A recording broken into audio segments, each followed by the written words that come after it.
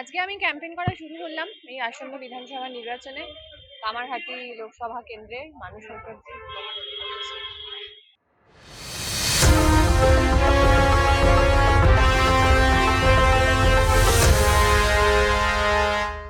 আজকে আমি শুরু করলাম বিধানসভার ক্যাম্পেইনিং কামারহাটি বিধানসভা কেন্দ্র দিয়ে, মানুষ মুখার্জি কেন্দ্র দিয়ে।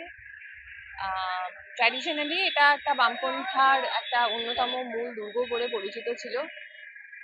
যখন অন্যান্য অনেক জায়গায় শম্পা অ্যাক্সিডেন্ট করবে,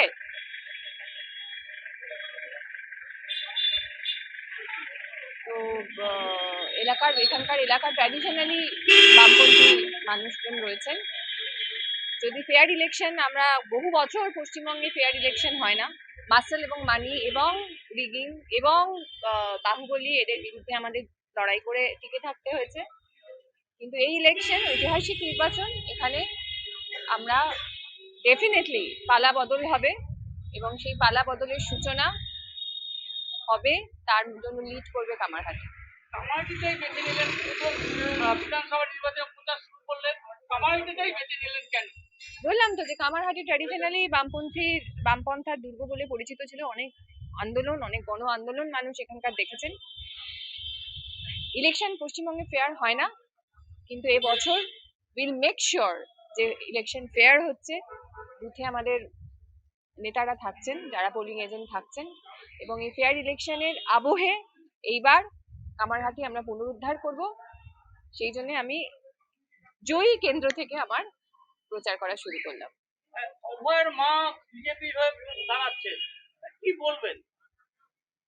দেখুন, রাজনীতি করার সবার অধিকার আছে এবং ওনারা যে পরিস্থিতির মধ্যে দিয়ে গেছেন, যে ট্রমার মধ্যে দিয়ে গেছেন, যে পরিস্থিতিতে ওনাদের ফুটফুটে ডাক্তার মেয়েকে নিহত করা হয়েছে, তারপরে মানুষের নানান রকম রিয়াকশন হয় এবং সেই রিয়াকশনে ওনাদের কোথাও হয়তো মনে হয়েছে যে বিজেপি করলে ওনারা জাস্টিস পাবেন। কিন্তু আসলে ঘটনা তো আমরা সবাই জানি যে নারী অধিকার, নারী সুরক্ষার প্রশ্নে বিজেপির আসল স্ট্যান্ডটা কি। তো সেক্ষেত্রে আমার মনে হয় যে সিস্টেমটাই আমাদের এত পচে গেছে, যে জাস্টিস ডিলেড এতটা বেশি হয়েছে, ওনাদের দেওয়ালে পিঠ থেকে গেছে এবং সেখান থেকে ওরা একটা ভুল ডিসিশন নিয়েছে।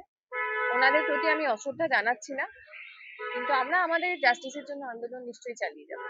আপনি তো প্রতিটা আন্দোলনে, অভয়ের আন্দোলনে ময়দানে ছিলেন, প্রথম থেকে একদম প্রথম সাইডে দাঁড়িয়ে বিভিন্ন জায়গায় গেছেন, তাহলে এখানে একটু আক্ষেপ হয় না যে এরকম একটা রাজনীতিতে সরাসরি? দেখুন, কোনো ব্যক্তির জন্য তো আমরা আন্দোলন করতে যাইনি।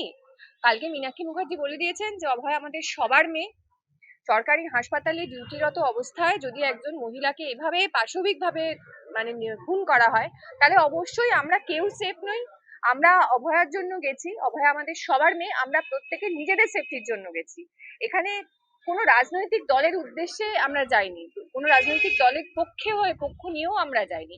অভয়া ইস্যু দলমত নির্বিশেষে আমরা দাঁড়িয়েছি, রাত জেগেছি, রাত দখল করেছি, কারণ সেটা ইস্যু ভিত্তিক। সেখানে কে এখন এই মুহূর্তে কোন রাজনীতিতে গেল, আমার মনে হয় না তার সঙ্গে অভয়ার ন্যায় বিচারের দাবির যে দীর্ঘ আন্দোলন, তার সঙ্গে কোনো সম্পর্ক আছে। কামারহাটির দিয়ে প্রচার শুরু করলেন, কামারহাটির মানুষের কাছে আপনি দেয়াল লেখে প্রচার শুরু করলেন, কি বার্তা দেবেন, কি বলবেন, আহ্বান রাখবেন কি?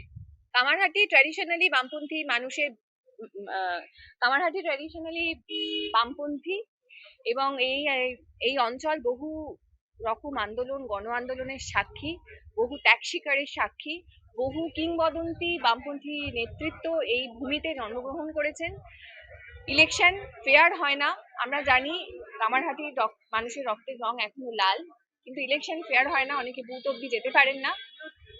এবারে নিশ্চয়ই আমরা নিশ্চিত করব যে ফেয়ার ইলেকশন হচ্ছে, সুরক্ষিত ইলেকশন হচ্ছে এবং কামারহাটি আমরা পুনরুদ্ধার করবো।